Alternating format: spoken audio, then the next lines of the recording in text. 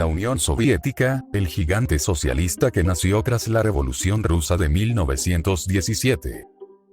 Siendo un régimen con represión, hambruna, propaganda y autoritarismo, el día de hoy en la Radio Liberal repasaremos algunas provisiones que existían en la Unión Soviética. Empecemos.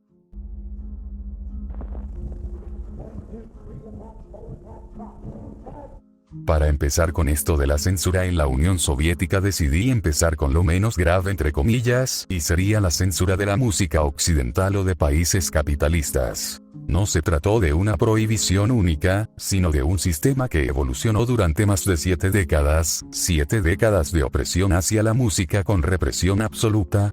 Porque la censura musical en la URSS no respondía solo a un capricho autoritario socialista, sino a una gran represión profunda de la cultura como arma ideológica.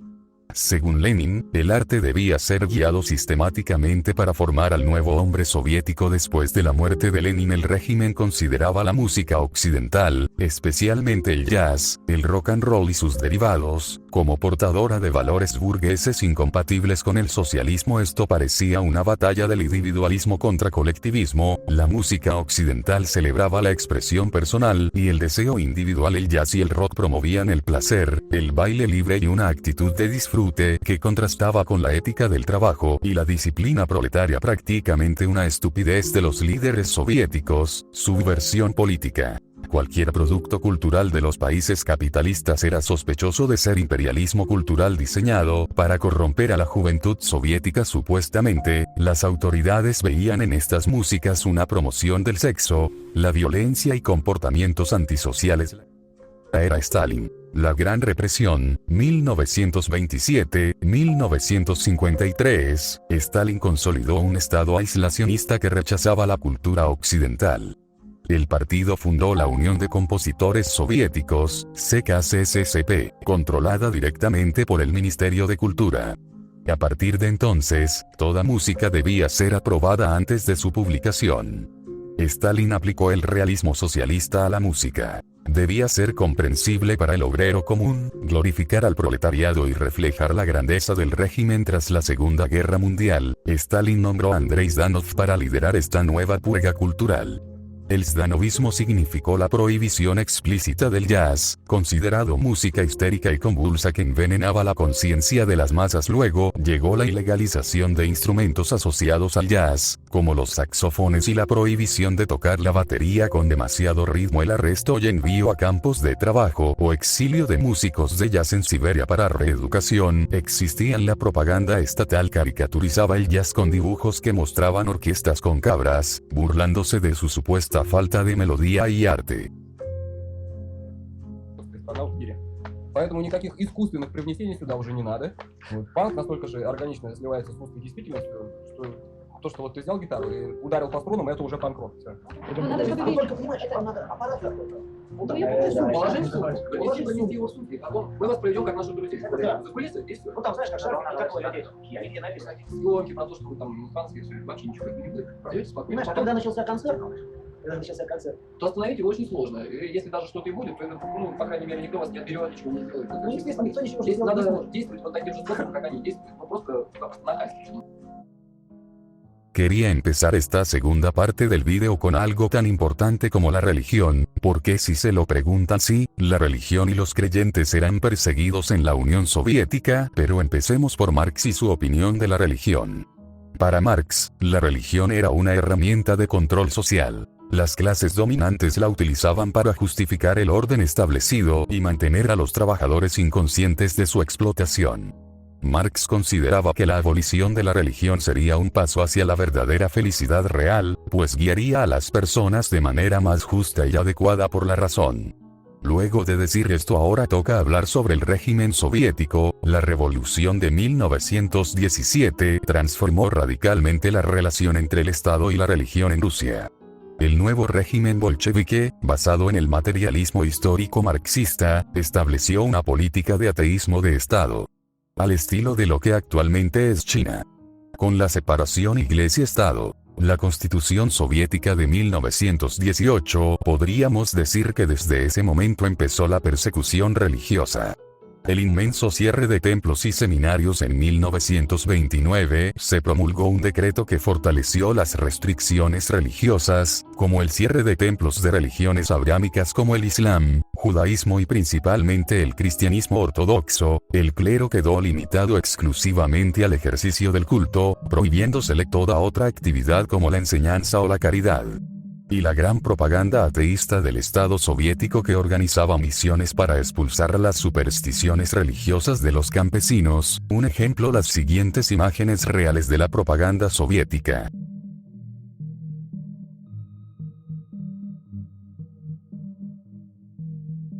Y también existió la persecución del clero. Consideradas grandes cantidades, perdieron la vida obispos, padres de iglesias y entidades religiosas tanto cristianas o judíos. Muchos otros fueron encarcelados o deportados a campos siberianos. Pero luego llegó el control de las confesiones permitidas. Aunque la Constitución de 1977 garantizaba libertad de conciencia, en la práctica solo algunas confesiones estaban reconocidas oficialmente. La justificación oficial era que el marxismo, el materialismo y el ateísmo eran doctrinas científicas y por tanto verdaderas, mientras que la religión era falsa. El Estado se consideraba obligado a fomentar las primeras y delimitar el espacio de las segundas. Ahora toquemos una de las festividades más importantes dentro del cristianismo, la Navidad. La censura de la Navidad como festividad fue visible dentro de la política anticlerical soviética.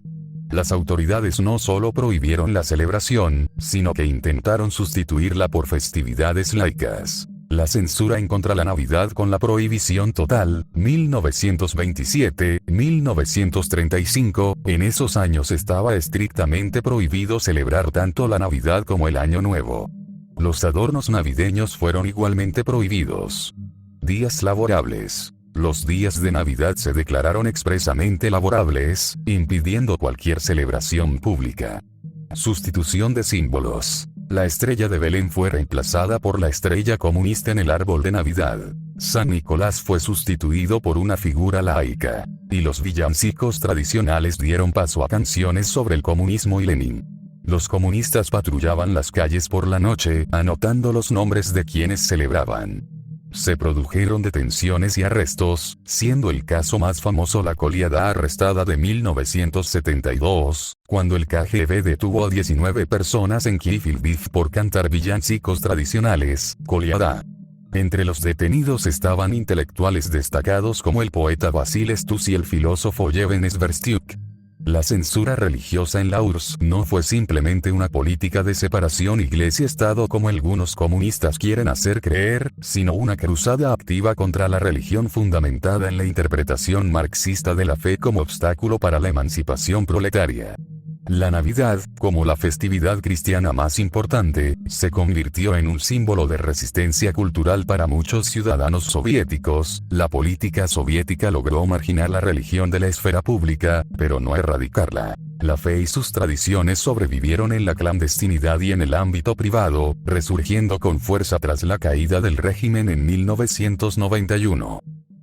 Antes de empezar esta tercera y última parte del vídeo, tengo que avisarles que tiene que ver mucho con lo primero que hablamos y que sería la censura de la música, ya que hablaremos de los mercados negros soviéticos, que fueron totalmente censurados pero nunca dejaron de existir, y gracias a estos mercados los soviéticos tuvieron la oportunidad de escuchar música occidental, utilizar ropa prohibida, utilizar productos que escaseaban o consumir más comida de que se podía conseguir legalmente. Todo esto gracias a estos mercados negros, que representaron una respuesta a la economía planificada de la Unión Soviética, se convirtieron en una economía contraria que sostuvo la vida de millones de soviéticos. Pero platiquemos sus orígenes del NEP, ya que antes de esto los bolcheviques con una economía de mando, 1918-1921, que incluyó la nacionalización de la industria, la requisa forzosa de productos agrícolas y el intento de eliminar el dinero y el comercio privado.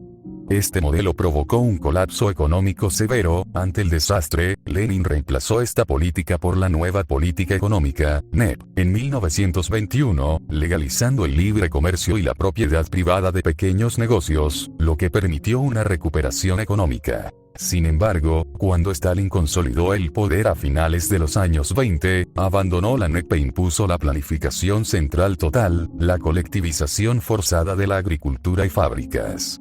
A partir de entonces, la economía soviética operó bajo planes quinquenales que fijaban metas de producción para todos los sectores. Aquí es donde entra la segunda economía. A pesar de la prohibición oficial, la economía planificada no pudo satisfacer las necesidades de consumo de la población.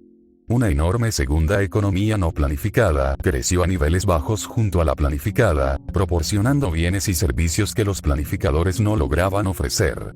Esta economía informal operaba bajo dos precios para cada producto significativo: precio oficial, fijado por el Estado, accesible tras largas colas, y el precio real del mercado negro, determinado por oferta y demanda, reflejando el valor real del bien para el comprador. Prácticamente todos los grupos de productos de consumo personal encontraron su camino hacia el mercado negro. Desde artículos básicos como papel higiénico, tapas de frascos o jabón, hasta productos de lujo occidentales como medias, pantalones vaqueros o artículos electrónicos, literalmente el mercado negro fue una salida para comprar productos que eran difíciles de comprar legalmente. No eran cosas malas como drogas o armas, eran productos que al menos en Occidente eran normales. Imagínate que en tu país sea más fácil conseguir papel higiénico de forma ilegal que de forma legal, pues eso pasaba en el paraíso socialista. La participación en el mercado negro trascendió las fronteras de la delincuencia para convertirse en una práctica extendida. Ilegal pero necesaria, la sociedad soviética desarrolló una cultura de la cola, el trueque y la influencia o contacto, como mecanismos de acceso a bienes. Casi toda la sociedad estaba involucrada en esquemas de corrupción para mantener un cierto nivel de vida, incluso bajo la amenaza de severos castigos, incluida la pena de muerte. Se generó una paradoja característica: los estantes de las tiendas estaban vacíos, pero los refrigeradores de los hogares estaban más o menos llenos, gracias a las redes de mercado negro. De la era de Brezhnev, 1964-1982, conocida como el periodo de estancamiento, la economía soviética entró en declive. A pesar de que el PIB de la Unión Soviética era el segundo más grande del mundo durante gran parte de este periodo, el crecimiento se desaceleró drásticamente después de 1970. Las reformas de 1965 intentaron legalizar algunos elementos de la economía descentralizada, pero sin éxito. La burocracia planificadora seguía produciendo bienes que nadie necesitaba mientras faltaban otros esenciales. Los directores de empresas operaban con cosas que no respondían a una lógica económica empresarial, y el estímulo a la productividad propio del capitalismo no podía aplicarse. A lo que quiero llegar con esto es que existieron mercados ilegales de productos en la Unión Soviética, y estos parcialmente funcionaron porque existía un cálculo económico que ayudaba a tener unos precios razonables. Con esto quiero acabar con este video. Ya hablamos de la censura de la música, la gran censura de la religión y la censura de la libre competencia representada por la misma censura de los mercados negros. Con esto quiero acabar con este video. Se le agradece mucho la atención, y si quieren leerla, las fuentes de donde saqué la información las dejaré en la descripción. Con todo esto me despido y gracias por apoyar este proyecto. Adiós.